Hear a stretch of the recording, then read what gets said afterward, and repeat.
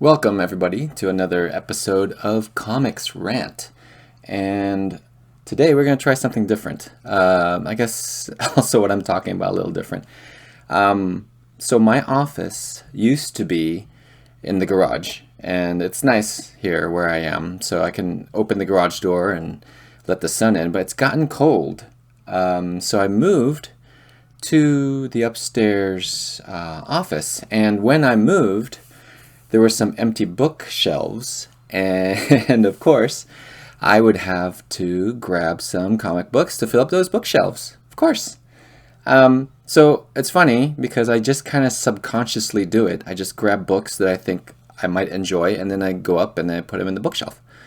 And so today, I'm going to talk about the books that I did bring. There's a few more, but these are the first few ones that I started reading. And let me just go through them. So one is The Nao of Brown by Glyn, Dillon. And there is Same Difference and Other Stories by Kirk Kim. And Jeff Smith's Bone. So let me just go through let me go through the books. And I guess they're all kind of different in their own way. So it's kind of interesting. I'll just kind of jump from these books and look at them to get inspired and all that. So The Nao of Brown is an independent book. This is, I believe, the first book by Glyn Dillon. And I think I must have seen it in some must-read list for one of those years, and I used my Christmas money to buy them. But I just reread it, and it's a great book. It's a really great book, independent book. It's a very personal story about this half Japanese girl and her, I guess, her own mental wellness, I guess you could say. She has very, she would classify them as like these kind of very scary thoughts of like just all of a sudden killing somebody or hurting somebody, and it's about her dealing with all these things. This is a great sequence right here of the instructions in an airline, and she pulls the door off, and then all the people come flying out. So when she gets these thoughts, I guess it's almost like this certain type of anxiety that she gets that's very heightened. She will classify it, how bad it is, as like 9 out of 10. So 9 out of 10, she'll say that, or 8 out of 10, 7 out of 10. And she tries to cope with it. And the whole book is about that, as she goes on through her life, basically trying to deal with all these things. It's beautifully drawn. It's got this, reminds me of Manera for some reason. I don't know why, but it's got this European look to it. Even the storytelling's very nicely done. It's not something, it's not trying to give you crazy splash panels and all that kind of stuff. It's a more intimate book, but it's also masterfully told. It's surprising. This is like his first book. I have not bought any of his other ones. I don't know if he's made any more, but this is the one that I have. And basically, this girl, she goes to Japan, visits her dad, and the rest of the book is when she comes back and tries to come to grips with her life and just trying to get on with it, I guess. In between that, she has this story, this other totally fictional story of this fantasy world, and it's like I guess it's kind of like a little story within a story that informs her thoughts and also her life, really. But this is central. This zero, or this nothing, is central to the story. I'd recommend it. It's very good. I've read it like a few times already, and I think it gets better the more times I read it. She has this cool, I forgot about this awesome dust jacket too. I just opened it recently. I like taking dust jackets off. But it's got a map of that fictional world that is being told in tandem with her story. It's very good. It's very good. Very smartly written. I guess you could say it's a coming of age style story. Oops, sorry if that's a little noisy. It's got like she goes to this center, and they the way that she finds her peace is with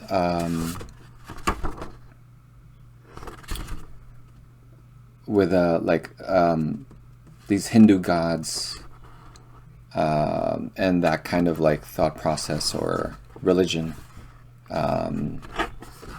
Oh, it's set in England, so it's got a different flavor.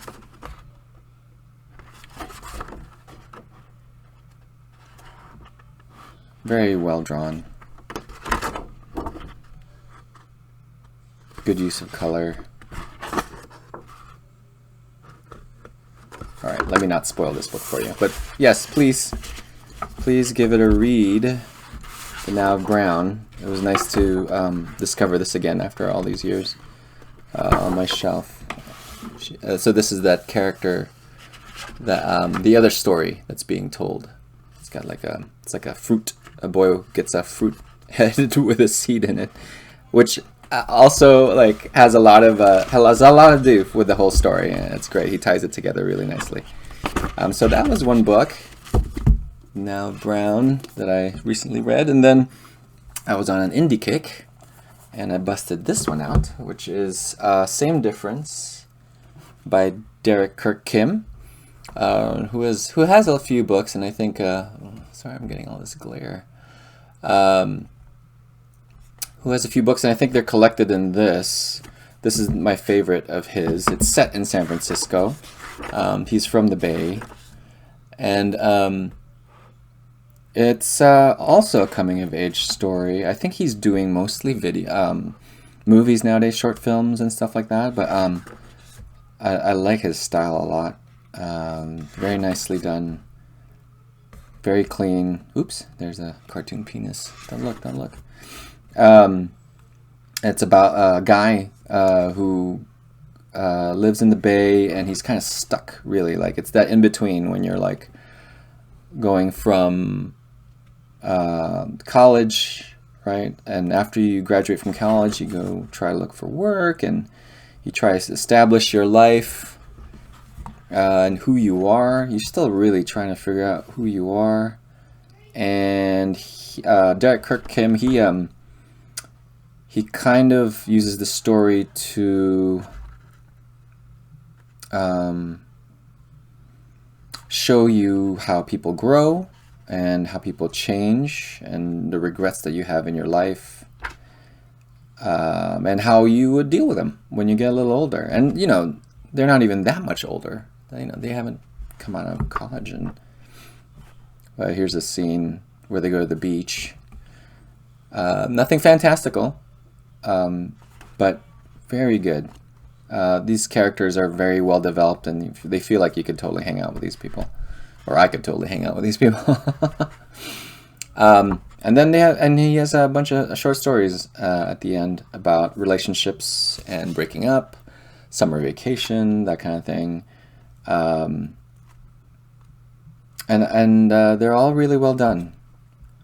So this was a good book too. I haven't read all of it yet, but that first, basically the headliner story, Same Difference, is one of my all-time favorites. A friend of mine recommended his work to me, and I found it like in this used bookstore, so I snapped it up, and it was a very good purchase on my part. Glad I got it. Makes you also want to eat some pho. But anyway, yes. Kirk Kim, Same Difference, and Other Stories. Highly recommended. That was a good one too, to fill my... Sometimes I just get into this kick where I want to read like independent stories about people and love and feelings. Lovey-dovey feelings. You know, I love a good explosion here and there. I'm a Superman fan after all. So the other book is Bone, which I brought up with me as well. It's by Jeff Smith, and this is just like the collected This came out like in 12 volumes or something. It's a lot. It's a crazy amount of work here. I mean, this thing is huge. Look at it. Look at this. It's a meaty book. He's colorized a lot of it already, if not all, but I think a lot of it. So, you know, when it first came out, it's all black and white, and definitely, I think this was back in the late 80s, 90s, along with Jaime Hernandez. This book was coming out in Grendel, I believe. So these were like Grendel and Cerebus, I think. So it was that movement of the indie creators, and it's great. I have not done a full reread. I mean, this thing is a beast, but I started it, and you know, it is timeless. This is a classic. It's about these three brothers. I guess their last names are Bone. One is Phone Bone, one is Phony Bone, and then one is Smiley Bone. The main character that we follow is Phone Bone, the guy who just looks like a shmoo. I don't know if you know what that reference is, but it got high adventure, fantasy, really fun, great draftsmanship, great storytelling. I believe Jeff Smith, he might still be in the animation industry, but that's his background. And then there's these rat creatures that they fight, which is also a lot of fun. I'm not sure if my camera is picking this up or if I'm focusing on it enough, but and it's a build-up. It's a great build-up. It feels like it's got like good humor, gags, and adventure. My kids would say they say bad words because he says stupid. Yeah, my kids will classify stupid and dumb as bad words. And there's dragons in it. Yeah, there's like a love interest who's also, I'll try not to spoil it. There's a love interest who's key to the story. How about that? You know, by the time you hit, like, there's a cow race book. By the time you hit that, you're going to be in high gear and you're just going to be sucked up into the world that he's made. And it's quite an amazing feat. So it's nice for me to have this book next to me, I think, to inspire me and to push me. Like, you know, it can be done, you know, just keep drawing. I mean, look at this. That's exactly what he did. He kept drawing. Look at that guy. That guy's awesome. He just kept drawing. And I think that's good advice for anybody who wants to do this kind of stuff or get better. Don't get discouraged on that first time you draw something, because it's the mileage, right? It's the mileage. Great use of blacks when needed, and the colored version I think will be even more appealing to kids. This can definitely be this is an all ages book. It goes straight up Lord of the Rings towards the end, and it's you know, I don't know if that makes any sense. Straight up Lord of the Rings. It goes high fantasy, magic and sorcerers and plagues, and you know, this is like biblical proportion battles, and it's great. It's really great. Give that a shot too if you have not. And these guys all, you know, the indies, having these books next to me really helps push me on. It makes me look at it and go, wow, that stuff is awesome. I want to do good stuff too, you know? Like, and these people just kept pushing and drawing. Anyway, so there you go. We have Bone, the Nao of Brown by Glyn, Dillon, Bone by Jeff Smith, and Same Difference by Kirk Kim. These are all great books, and you know, these are the first few books I just reached out and brought up here to put into my bookshelf, so it must mean something to me. Sometimes I look in this bookshelf and it's just strange stuff, but even that stuff is great to have too. Just a mix of all these kind of things. Anyway, we shall go to the drawing portion of our show in a few seconds. Hang tight.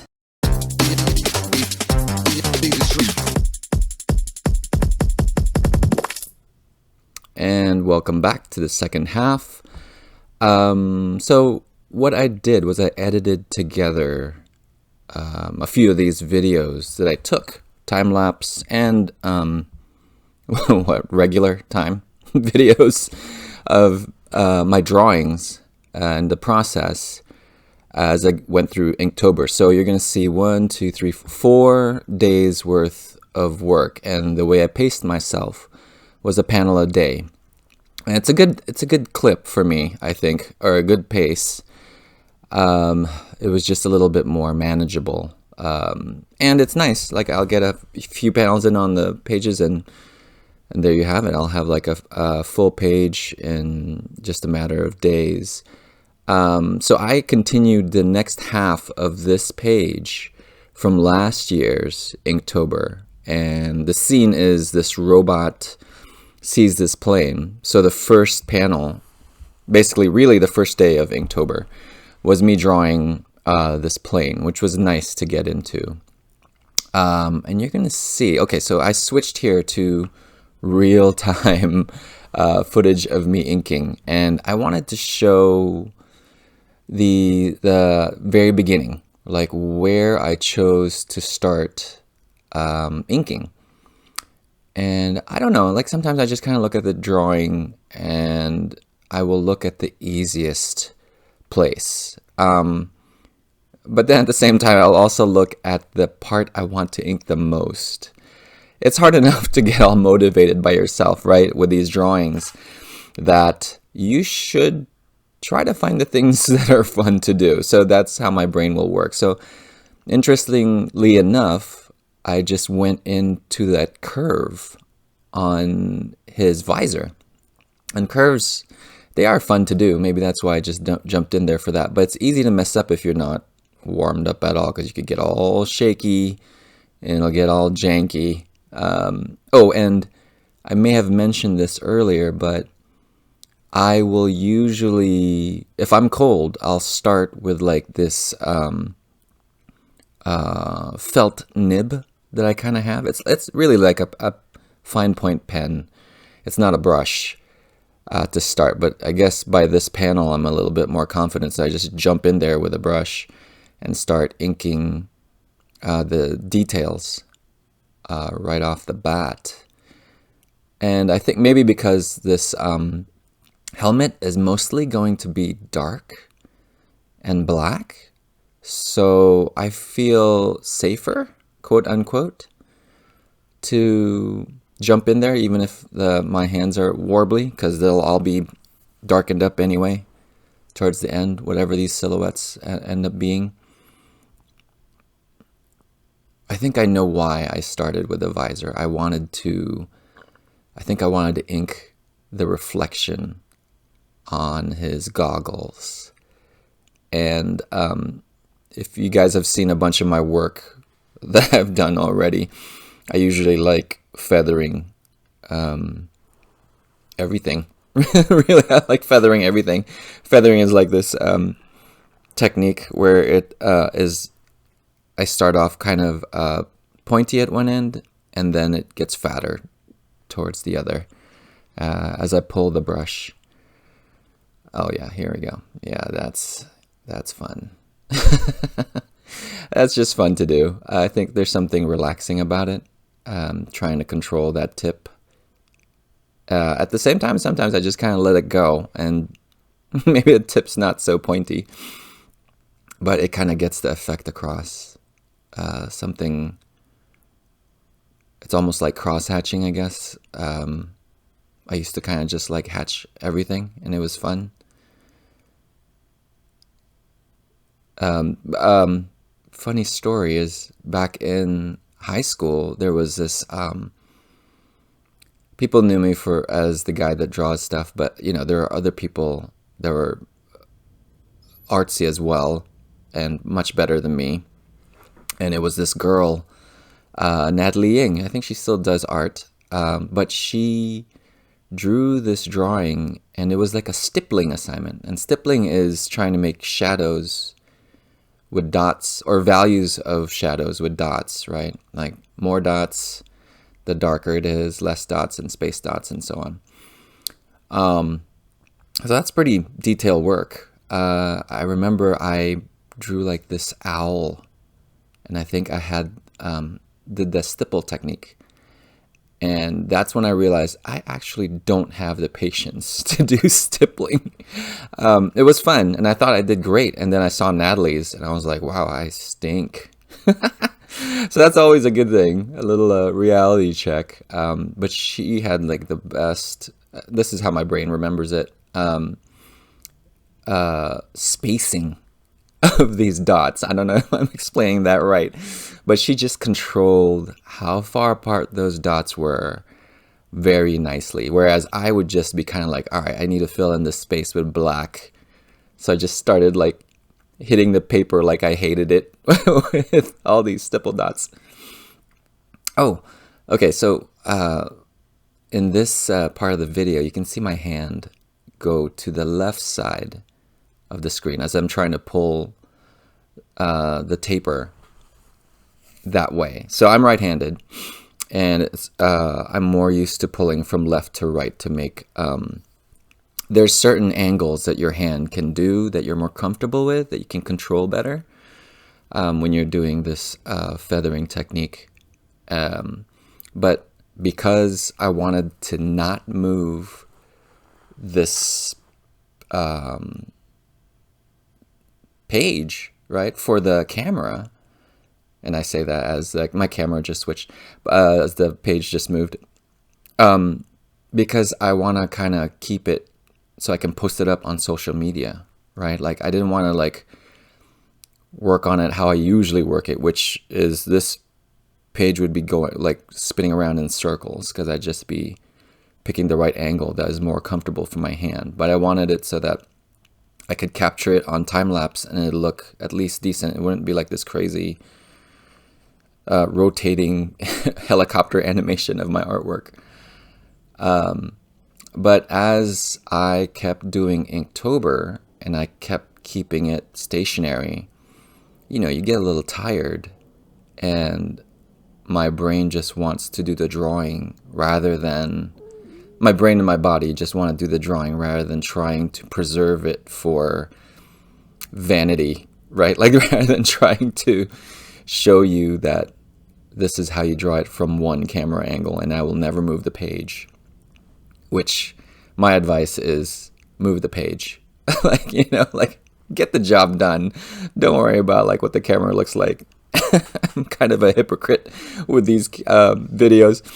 But later on, I won't have as many videos of the stationary camera angle, or no, the paper not moving, because I start realizing, you know what, I'm just kind of sacrificing the quality, at least my perceived quality of the drawing, because I'm not moving the paper, because I'm not doing what's comfortable.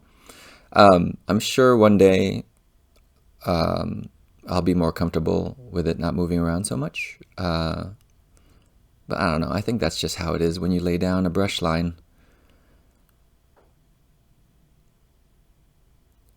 Yeah, so now I'm like just adding the fine details on these tubes. I like tubes. Like Wally Wood, if you haven't seen his work, please check it out. I will probably try to do a video about his stuff. A friend of mine, Shanth and Jetty, gave me this great, it's an insane book. It's like oversized, like Absolute Edition, Masterworks Edition, whatever these things are called, these, where it's the pencils, or sorry, not the pencils, the bare inks, and you can see the pencil lines underneath of Wally Wood, this legendary artist, legendary to me at least, and most of anybody who knows comics. And he was around the 50s, 60s, is that right? Or maybe even earlier. But he would do like these early sci-fi comic strips. And so I like the design from back then where it's all like cogs and rivets and bubble helmets and tubes. And so I'm pretty sure I saw the way these tubes were from some other artist, and then I realized that that artist was also referencing Wally Wood stuff because he's Wally Wood. Looks like I'm almost finished with this. So after this, we're gonna do a time lapse of the other panels, and so I would draw it all in pencil in the beginning, and some of them I kind of get a little tight, and I feel like I got tight on where these things shaded, at least for this panel. Let's see here, I'm using the felt nib in the beginning because it's so small. It's too much trouble to try to do it with brush, so I opted for the easy way. So this is very Wally Woody, or at least I'm definitely channeling him, drawing that, those arches. And so that character in that panel that I just finished was in a plane. And this one, this last panel, is him giving us the thumbs up. So the pilot, there's a panel of the pilot's face, and then the pilot's hand giving us a thumbs up, and the silhouette in the back is the character. And now this panel has the character, and he's got his thumb up. So this is the last panel of that page, and this is how I started. I started with, this is a very strange place to start for me. This started with this diagonal line. I think, so as you draw some of this stuff and as you ink, I'm right-handed, so I start from the top left usually, or that's the logical place to start, just because I don't want to smudge it with my hand. Sometimes I'll just jump around. Ink dries fairly fast, or I'll have like a piece of paper under my hand so I don't smudge it. But looks like in this case I started with that boring diagonal line going down. So that previous one that we just looked at, the pilot, the helmet, was all referenced, because I don't know what pilots' helmets look like. So Google is great. So I looked it up, and I think because I had that reference, it was easier to figure out where the darks would go, and how things, where the shadows would land and all that kind of stuff. And it was, it's not my own character. It's a helmet that exists. Someone else designed it. So it was easier to get in there and just ink it. And I noticed that this clip. So the interesting part about keeping video of myself as I draw these things is I kind of lose track of time when I'm drawing. Sometimes it feels like I drew it fast. Sometimes it feels like I drew it slow.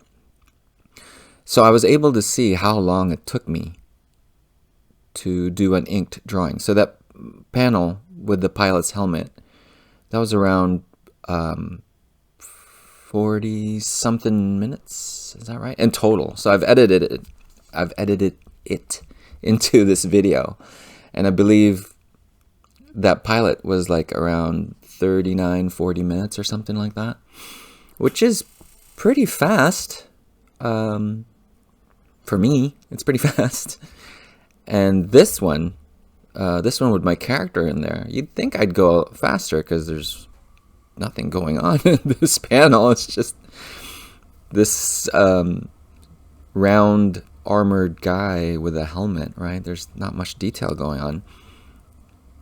This one took me like 50-something minutes, like a full, almost like an hour, like a full hour. And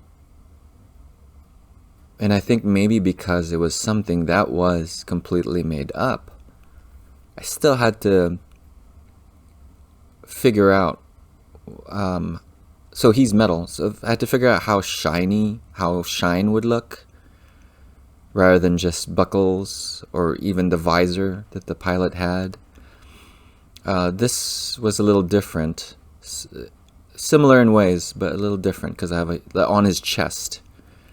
Oh, okay, so it looks like I cut, so I could show you how I did this. So this is that nib felt pen I used. So he has details.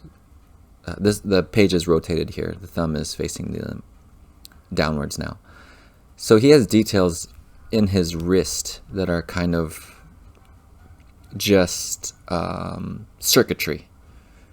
And I just go in there with this nib, felt nib thing, and just draw it in there. Fill in the blacks. You know, there's no need for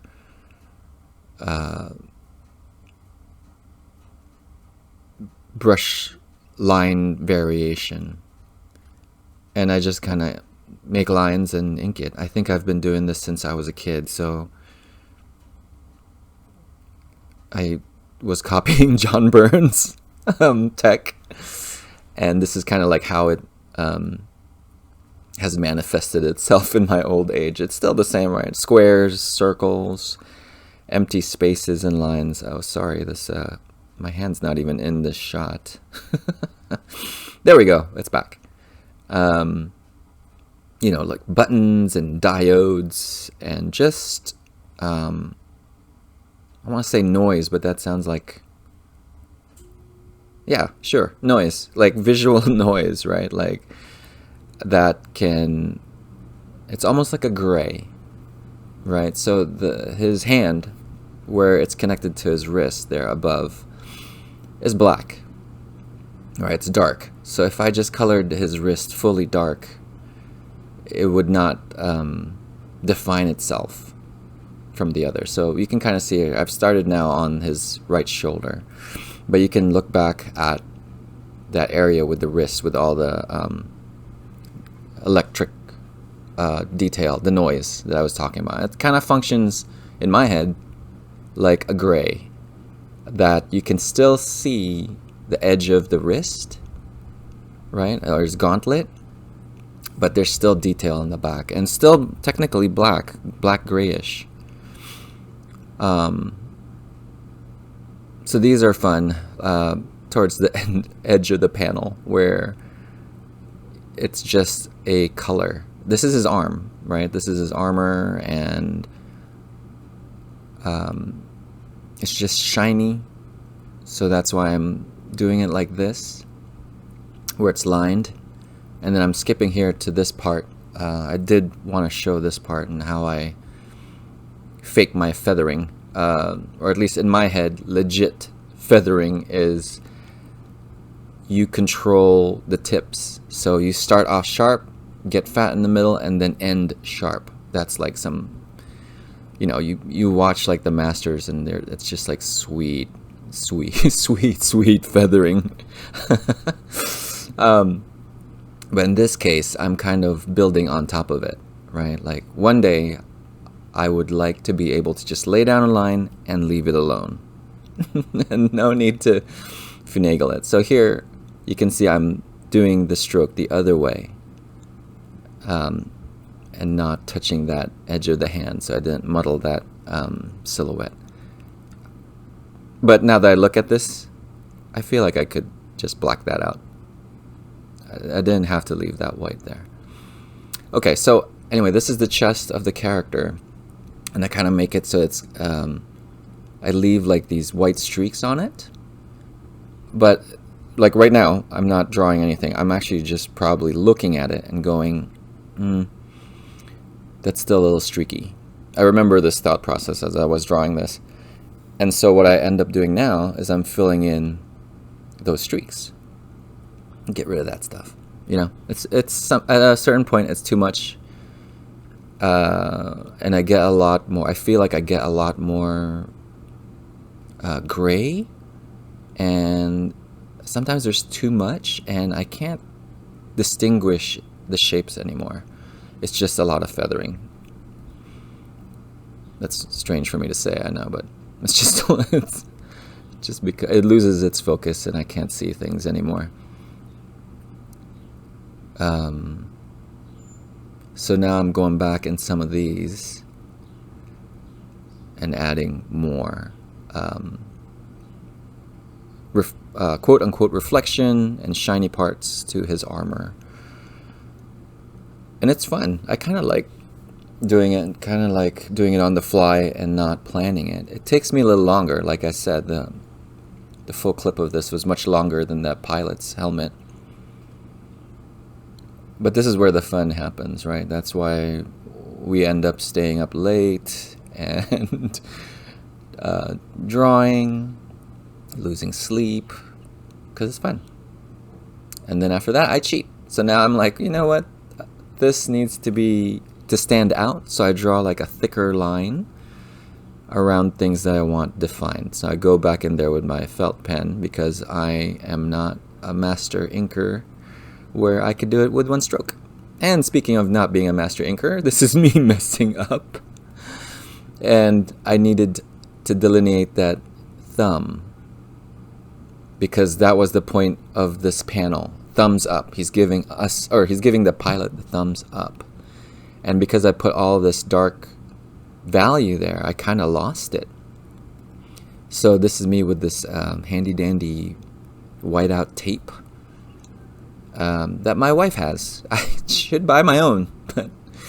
And it becomes caked on and it's totally fine. Then I just go back in there again with this nib pen thingy and carve it out. Really, I'm like scraping some of this stuff out because it's so thick. And I kind of wanted to put that in here to show you guys that, you know, it matters what the final product is. Yeah, I would love it when it's all just ink and I never made a mistake and never had to use this white tape stuff, but it happens. And this is the final page. So the first 3 panels are from last year's Inktober, and the last 4 are from this year. That's the first 4 days that I worked on them. And it was nice to see it all done. It's always nice to finish a page. And I think that's it for this episode. See you!